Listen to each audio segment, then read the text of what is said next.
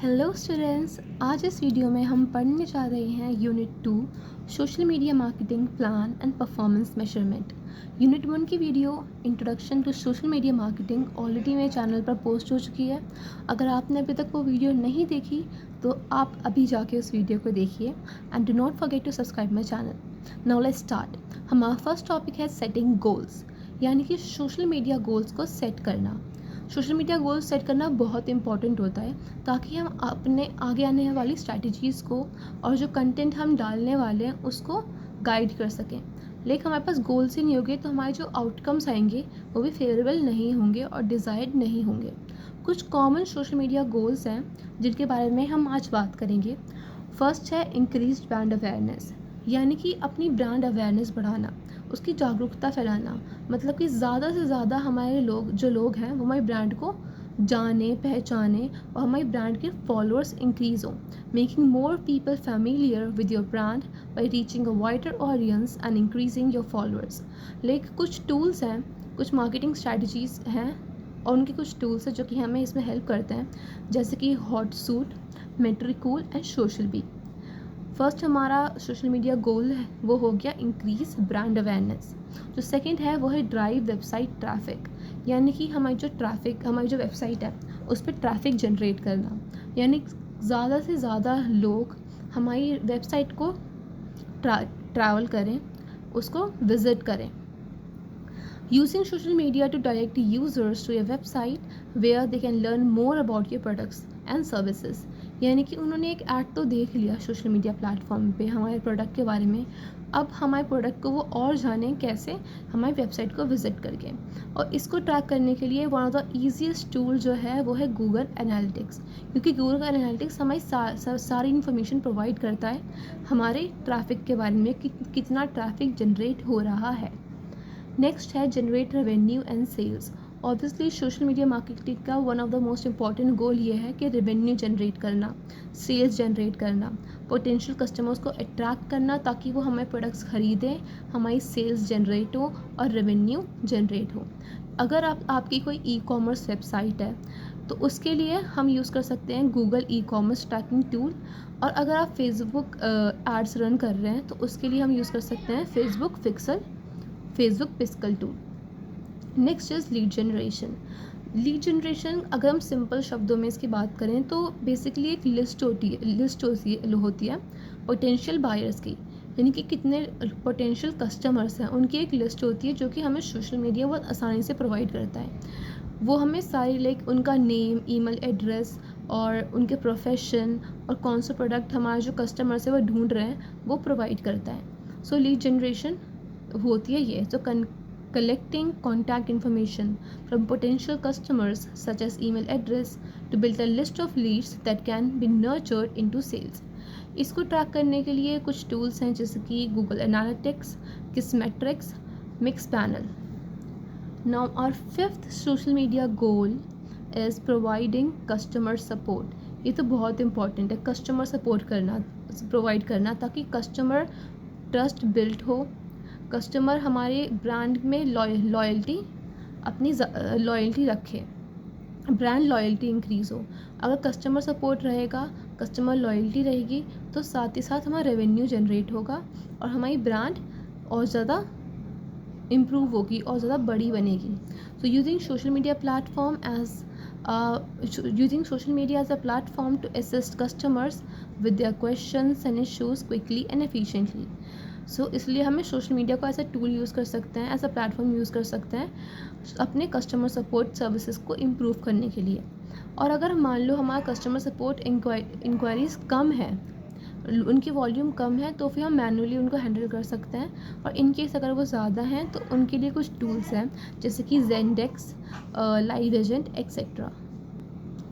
तो अभी हमने कुछ 5 सोशल मीडिया गोल्स पढ़े हैं, जिनमें फर्स्ट है increase brand awareness, second drive website traffic, third generate revenue and sales, fourth lead generation and fifth provide customer support. So setting clear social media goals helps measure success and define strategies to achieve business objectives. Now moving forward to our next topic, which is determining strategies. So social media marketing is not just about posting ads on social media. Social media marketing मतलब ये नहीं होता कि हम बस add post कर रहे हैं सोशल मीडिया पे, बल्कि इसमें हम प्रॉपर सिलेक्शन, डेवलपमेंट और प्लेसमेंट करते हैं कंटेंट का according to our social media campaign.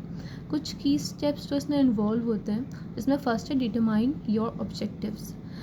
जैसे ही हमारी स्ट्रैटेजीज़ होंगी और वैसे ही हमारे रिजल्ट प्रोड्यूस होंगे. Different strategies produce different results. अगर हम वायरल मार्केटिंग की बात करें तो उसमें हम क्या करते हैं, हम शॉर्ट वीडियोस का यूज़ करते हैं, हैशटैग्स का यूज़ करते हैं, और ताकि हमारी जो वो है मार्केटिंग है, हमारा प्रोडक्ट है, वो वायरल हो जाए. सो बेसिकली वायरल मार्केटिंग अगर आपको नहीं पता हो तो वो एक ऐसी मार्केटिंग होती है जिसमें कस्टमर्स को एनकरेज किया जाता है कि वो मार्केटिंग जो है, मार्केटिंग का मैसेज जो है उसको स्प्रेड करें थ्रू फ़ोन, इंटरनेट और word of mouth. Next point है प्लान योर मार्केटिंग कैंपेन. अपना मार्केटिंग कैंपेन को अच्छे से प्लान करना. So once the objectives are set, you need to plan your marketing campaign with defining the following. So first में आता है target audience. अपनी टारगेट ऑडियंस को डिसाइड करना. तो टारगेट ऑडियंस में ज़रूरी नहीं है कि न्यू कस्टमर्स ही हो, हमारे जो एग्जिस्टिंग कस्टमर्स हैं वो हो सकते हैं, हम प्रोस्पेक्टिव कस्टमर्स और other people who influence the decision of your customers और प्रोस्पेक्टिव कस्टमर्स. सो हमें पहले अपनी टारगेट ऑडियंस डिसाइड करनी है.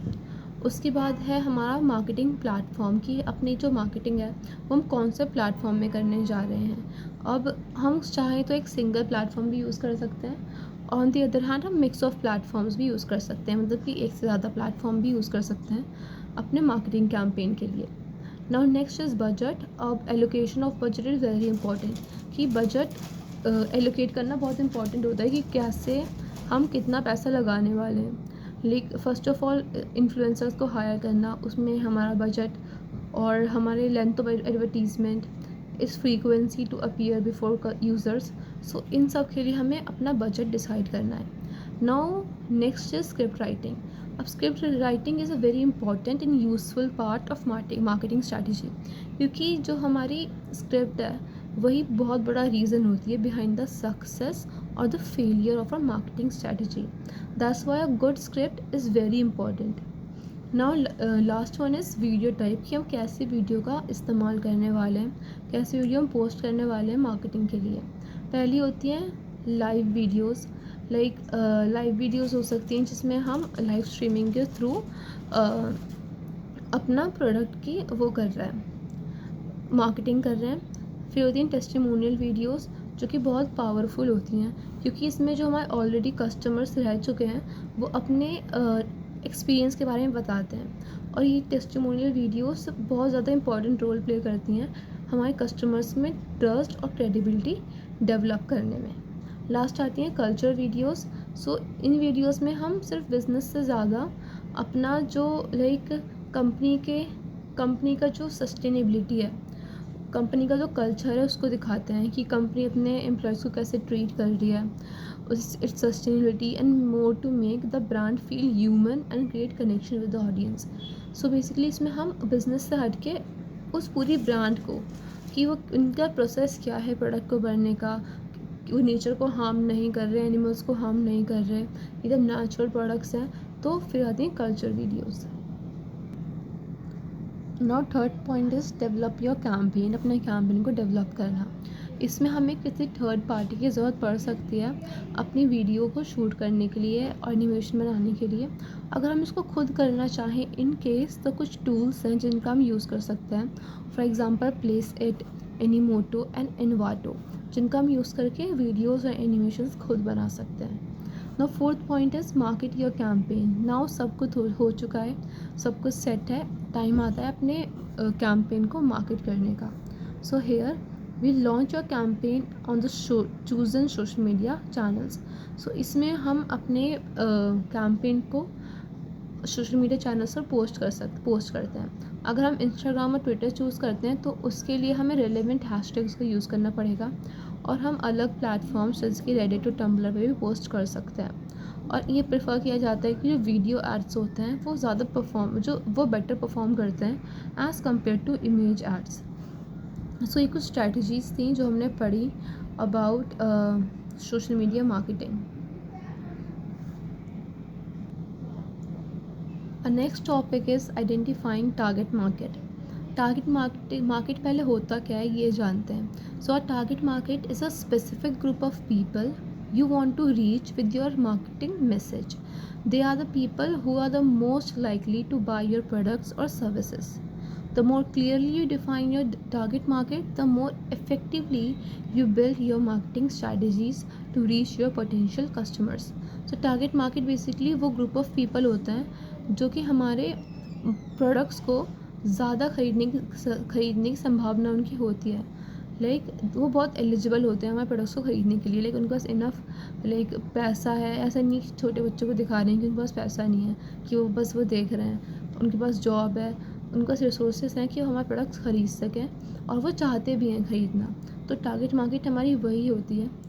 नेक्स्ट जो आता है कि टारगेट मार्केट को क्लियरली डिफ़ाइन करना बहुत इम्पॉर्टेंट होता है ताकि हमारी जो मार्केटिंग स्ट्रैटेजीज़ हैं वो इफ़ेक्टिवली बने और हमारे पोटेंशियल कस्टमर्स को हम रीच कर सकें।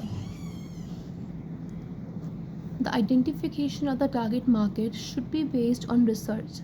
यानी कि जो हम टारगेट मार्केट आइडेंटिफाई करने वाले हैं तो हमें प्रॉपर रिसर्च करनी चाहिए उसके लिए पहले। It is essential to figure out our target market in order to make the optimum use of our marketing efforts, resources and funds. Creating a successful social media marketing strategy involves the several key steps. So target market को identify करने के लिए हमें proper research करनी होगी और कुछ social media marketing strategies हैं जिनके सेवरल की स्टेप्स हैं। फर्स्ट है identify demographic characteristics, means determine the basic attributes of your potential customers such as age, gender, occupation, education, income level and ethnicity. So हमें demographic characteristics जानने हैं, जैसे कि हमारे कस्टमर्स की एज क्या है, कौन से एज ग्रुप में वो लाई करते हैं, कौन सा जेंडर है उनकी एजुकेशन कहाँ तक है, ऑक्यूपेशन क्या है, it's very important, income level क्या है कि कितना अफोर्ड कर पाएंगे वो, और एथनिसिटी क्या है। Now for example, if you are marketing a high-end fitness product, your target demographic might be adults aged between 25 to 45 with higher income levels and an interest in health and fitness. Obviously अगर हम कोई fitness product बेच रहे हैं तो हमें demographic में target demographic जो होगी उसमें अडल्ट होंगे 25 से लेके 45 साल तक, जिनकी इनकम हाई हो और उनका इंटरेस्ट हेल्थ और फिटनेस में हो। सो इसलिए बहुत हेल्प करते हैं हमारी टारगेट कस्टमर्स को जानना, उसकी डेमोग्राफी को जानना। नेक्स्ट आता है access psychographic factors. Study the psychological behaviour of customers including their lifestyles, attitudes, interest, values and preferences. इसमें हम जो अपने कस्टमर्स हैं, अपने क्लाइंट्स हैं, उनके हम साइकोलॉजिकल बिहेवियर को स्टडी करते हैं, जैसे कि उनका लाइफस्टाइल कैसा है, रहन सहन कैसा है, उनका एटीट्यूड कैसा है, उनके इंटरेस्ट किस किस चीज़ों में है, उनकी वैल्यूज़ क्या हैं, उनके प्रेफरेंसेस क्या हैं, इन सब को हम स्टडी करते हैं, जिनके लिए काफ़ी सारे टूल्स हैं जिनका हम यूज़ करके अपने कस्टमर्स के बिहेवियर को अंडरस्टैंड कर सकते हैं। उनमें आते हैं फर्स्ट पे गूगल एनालिटिक्स, सेकंड पे यूट्यूब एनालिटिक्स, फिर है Mixpanel and then Amplitude. ना एग्जांपल देखें तो हम for example for a yoga brand you might find that your customers value wellness and mindfulness and enjoy content related to healthy living and stress relief. कि अगर हमारी yoga brand है तो हम ये देखेंगे कि हमारे कस्टमर्स माइंडफुलनेस पे बिलीव रखते हों, वेलनेस पे बिलीव रखते हों, और वो जो health related content, stress relief content ज़्यादा देखते हों, उसको एंजॉय करते हों। तो योगा ब्रांड के लिए ऐसे कस्टमर्स पोटेंशियल कस्टमर्स होंगे। Third is evaluate market size and growth potential, यानी कि अब मार्केट साइज को इवैल्यूएट करना और ग्रोथ का कितना पोटेंशियल है, कितनी संभावना है, उसको इवैल्यूएट करना। तो research the overall market size and it's growth potential, कि हमारा जो प्रोडक्ट है उसका मार्केट साइज़ क्या है, ठीक है, उसको अंडरस्टैंड करना, और वो कितना आगे जाके बढ़ेगा, कितनी ग्रोथ होगी उसमें, उसको अंडरस्टैंड करना। For example if you are entering the organic skin care industry, determine how large the market is, for example $50 billion and its expected growth rate is 10% annually. कि अगर हम कोई ऑर्गेनिक स्किन केयर इंडस्ट्री में enter कर रहे हैं, तो हमें ये डिटरमाइन करना है कि वो कितनी मार्केट बड़ी है और कितनी एक्सपेक्टेड ग्रोथ उस मार्केट में है, कि मतलब ये जो स्किन केयर मार्केट है वो अभी इतनी बड़ी उसका मार्केट साइज़ है और आगे आने वाले समय में उसमें कितनी ग्रोथ होगी। ये भी समझना बहुत इम्पॉर्टेंट होता है, क्योंकि अगर हम कोई ब्रांड या कोई प्रोडक्ट लॉन्च कर रहे हैं, उसका मार्केट साइज़ बड़ा है लेकिन उसकी ग्रोथ पोटेंशियल इतनी नहीं है, आगे जाके उसका कोई स्कोप नहीं है, तो कोई फ़ायदा नहीं है। तो हमें मार्केट साइज़ और ग्रोथ पोटेंशियल भी दिमाग में रखना चाहिए अपने। Next is identifying customers needs and preferences. अपने कस्टमर्स की नीड्स को और उनकी प्रेफरेंसेस को आइडेंटिफाई करना। So conduct market research to understand specific customer needs and requirements through surveys, interviews or observations.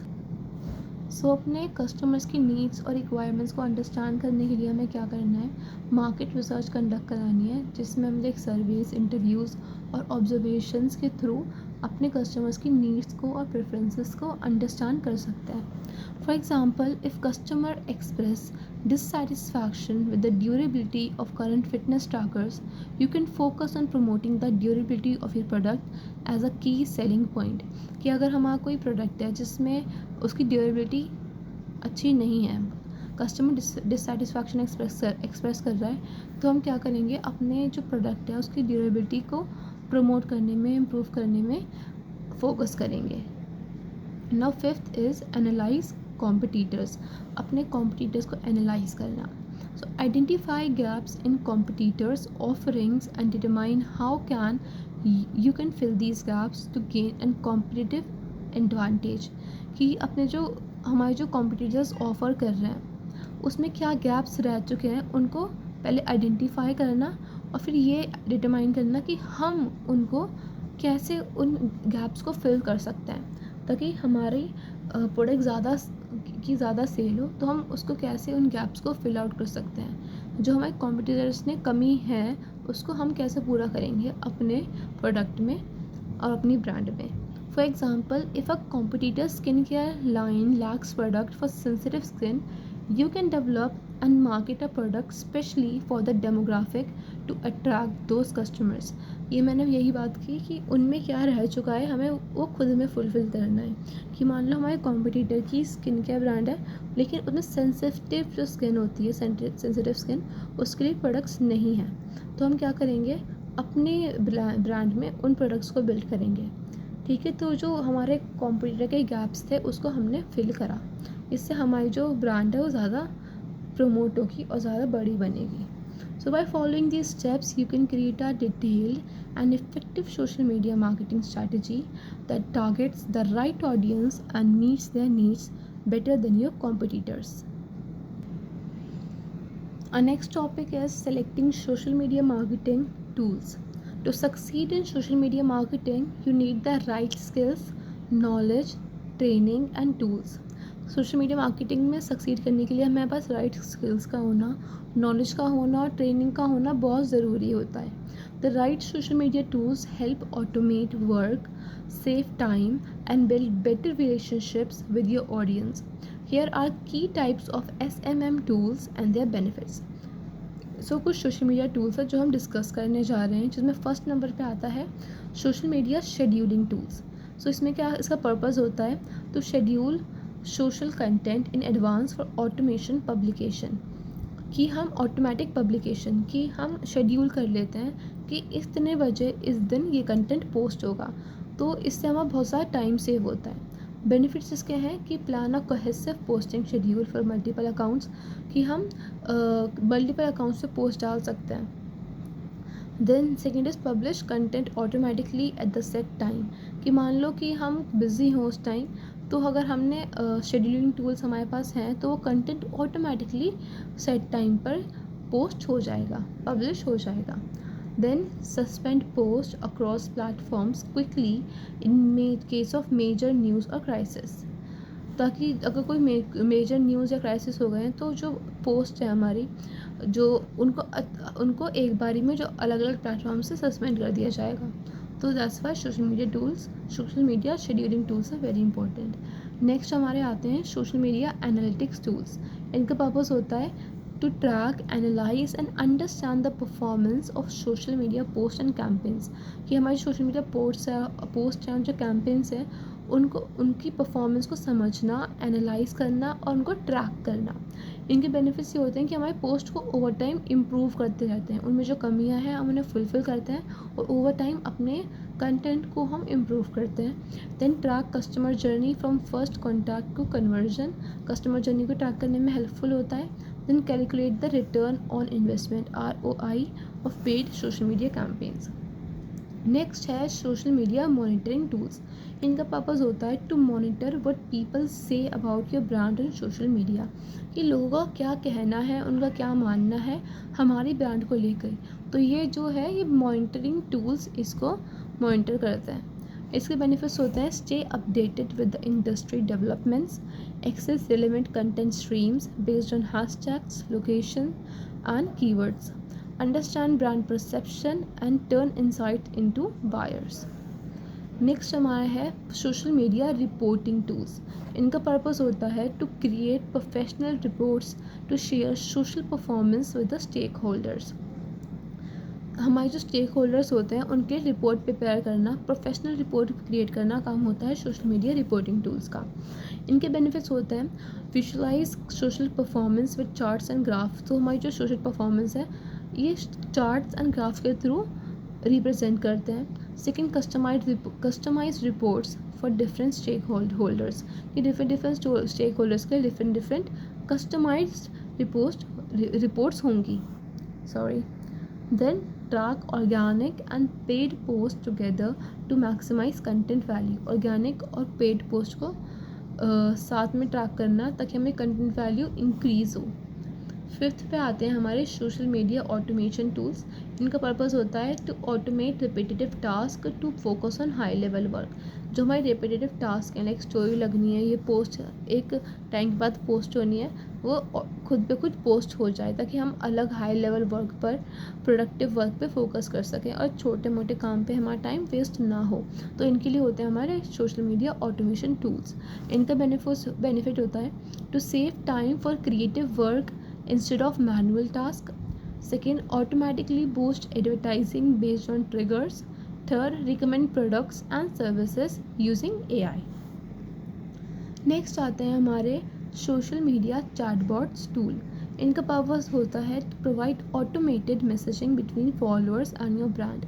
मतलब कि हमारे जो कस्टमर्स हैं, हमारे जो फॉलोअर्स हैं, उनसे ये चैटबॉट टूल खुद बात कर लेते हैं, तो इससे हमारा बहुत सारा टाइम भी वेस्ट होता है। वो खुद ही उनकी क्वेरीज़ को सॉल्व कर लेते हैं जो सिंपल क्वेरीज़ होती है। और अगर कोई क्वेरी है जो सॉल्व नहीं हो पा रही है उससे, तो फिर वो जो मैनेजर होता है उसको वो फॉरवर्ड कर दिया जाता है ना। उसके बेनिफिट्स हैं first, respond instantly to simple queries, कि चैटबॉट टूल्स इंस्टेंटली हमारे कस्टमर्स को रिप्लाई कर देते हैं। Second, offer basic customer support outside office hours, कि ऑफिस आवर्स के बाद भी ये कस्टमर सपोर्ट प्रोवाइड करते हैं। Third is reduce the workload for your social media team by handling common inquiries. जो कॉमन इंक्वायरीज़ में हमारी सोशल मीडिया टीम का टाइम वेस्ट होता है और जो उनका वर्कलोड उसकी वजह से बढ़ता है, उसको कम करने में हमारे सोशल मीडिया चैटबॉट्स टूल बहुत हेल्पफुल होते हैं। So these tools enhance your social media strategy by improving efficiency, engagement and analytics, leading to better performance, better overall performance।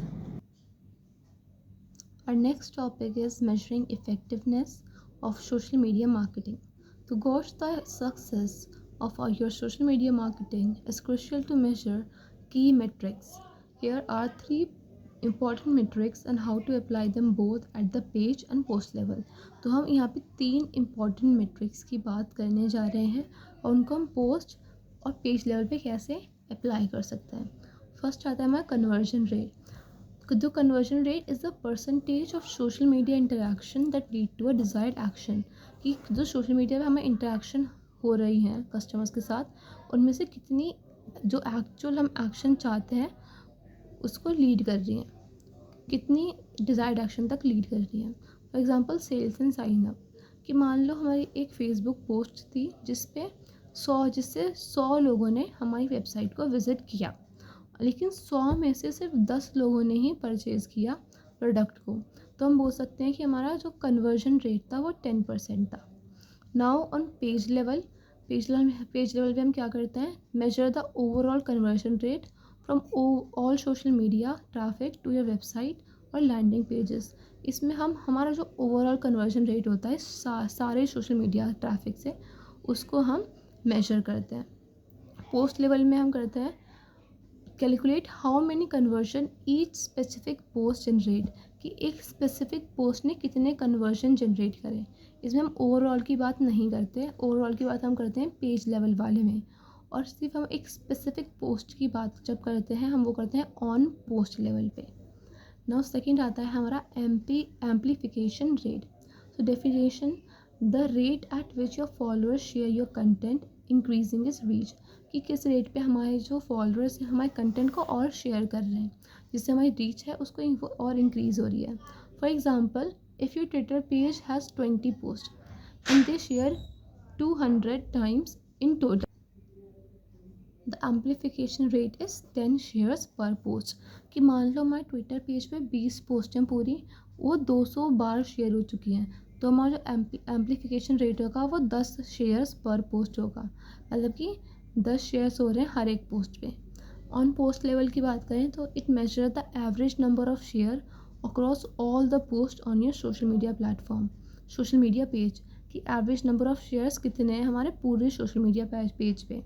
और on post level calculate the number of shares for each individual post, कि हर एक post पे हर एक individual post पे हमारे कितने number of shares हैं। Third आता है हमारा applause rate. So the rate at which your audience appreciate your content, typically measured by likes, favourites और other positive reaction. Applause rate ये होता है कि अपलॉज का मतलब क्या है कि तो अपलॉज कर रहे हैं हमारे कंटेंट को, तो इसमें क्या देखा जाता है कि हमारी जो ऑडियंस है कितना अप्रिशिएट कर रही है हमारे कंटेंट को। और ये टिपिकली किससे मेजर करते हैं हम, लाइक्स से, कितने लोग हमारी लाइक कर रहे हैं, फेवरेट में ऐड कर रहे हैं, इससे हम मेजर करते हैं। For example, if an Instagram post receive 500 likes and you have 10,000 followers, the applause rate for the post is 5%। कि मान लो हमारी हमारे इंस्टाग्राम पोस्ट पे 500 लाइक्स आए, बल्कि हमारे फॉलोअर्स जो है वो 10,000 फॉलोअर्स हैं, तो हमारा जो अपलॉज रेट होगा पोस्ट का वो होगा 5%। सो ऑन पेज लेवल ये करता है it measure the average number of positive reaction across all the post on your social media page, कि पूरे सोशल मीडिया पेज पे कितने पॉजिटिव रिएक्शंस आए हैं ऑन एन एवरेज, वो मेजर करता है हमारा ऑन पेज लेवल पर। और ऑन पोस्ट लेवल पर हम कैलकुलेट करते हैं द नंबर ऑफ लाइक्स और favourite on each specific post, कि हर एक स्पेसिफिक पोस्ट पे कितने लाइक्स आए हैं, कितने फेवरेट्स में ऐड हुए हैं, वो हम कैलकुलेट करते हैं ऑन पोस्ट लेवल पर। सो ये था हमारा यूनिट 2 जो कि कंप्लीट हो चुका है। Thank you for watching.